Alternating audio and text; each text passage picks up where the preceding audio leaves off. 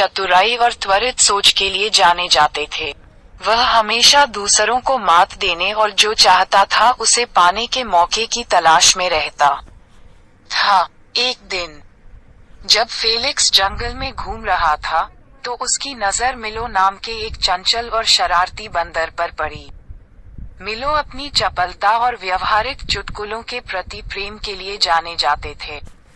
अपने विपरीत व्यक्तित्वों के बावजूद उन दोनों ने एक अप्रत्याशित दोस्ती कायम की।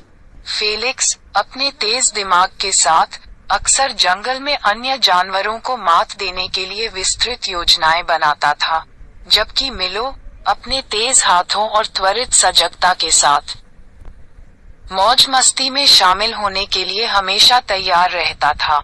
एक धूप वाले दिन, जब वे आम के पेड़ के पास आराम कर रहे थे, फेलिक्स ने एक ऊंची शाखा पर लटके हुए पके आमों का एक स्वादिष्ट दिखने वाला गुच्छा देखा।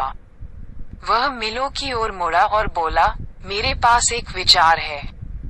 आइए उन आमों को पाने के लिए मिलकर काम करें।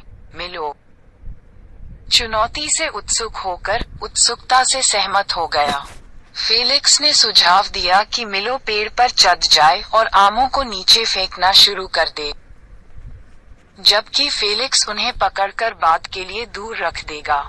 जैसे ही मिलो पेड़ पर चढ़ गया, उसने आम तोड़ना शुरू कर दिया और उन्हें फेलिक्स की ओर फेंकना शुरू कर दिया। लेकिन जैसे ही आमों की बारिश हुई, फेलिक्स को एहसास हुआ कि वह उन सभी को नहीं पकड़ सकता। कुछ आम जमीन पर गिर गए और अन्य जंगल के जानवरों ने उन्हें तुरंत उठा लिया।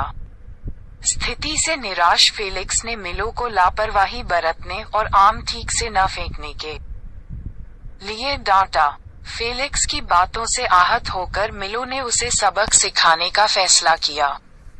उसने आमों को इस तरह से फेंकना शुरू कर दिया कि वे फेलिक्स से दूर जा गिरे, जिससे उसे पकड़ना मुश्किल हो गया। फेलिक्स को अपनी गलती का एहसास हुआ। उसने मिलो से माफी मांगी और स्वीकार किया कि वह अपने लाभ पर बहुत अधिक ध्यान केंद्रित कर रहा था। उन्होंने मिलो के कौशल को स्वीकार किया और सुझाव दिया कि वे जंगल में अन्य जानवरों के साथ आम साझा करें। मिलो सहमत हो गया और उन्होंने मिलकर आमों को जानवरों के बीच बांट दिया, जिससे पूरे जंगल में खुशी और खुशी फैल गई। उस दिन से फेलिक्स और मिलो ने जंगल के सभी प्राणियों को हंसी और खुशी देने के लिए अपनी शक्तियों को मिलाकर एक साथ काम करना सीख लिया। उनकी दोस्ती मजबूत हो गई और वे जंगल में सबसे मनोरंजक जोड़ी के रूप में जाने लगे, जो अपनी हरकतों और चतुर चालों से हर किसी का दिन रोशन करने के लिए हमेशा तैयार रहते थे। और इस तरह लोमड़ी और बंदर हमेशा खुशी से रहते थे और सभी को सहयोग और दोस्ती का मूल्य सिखाते थे।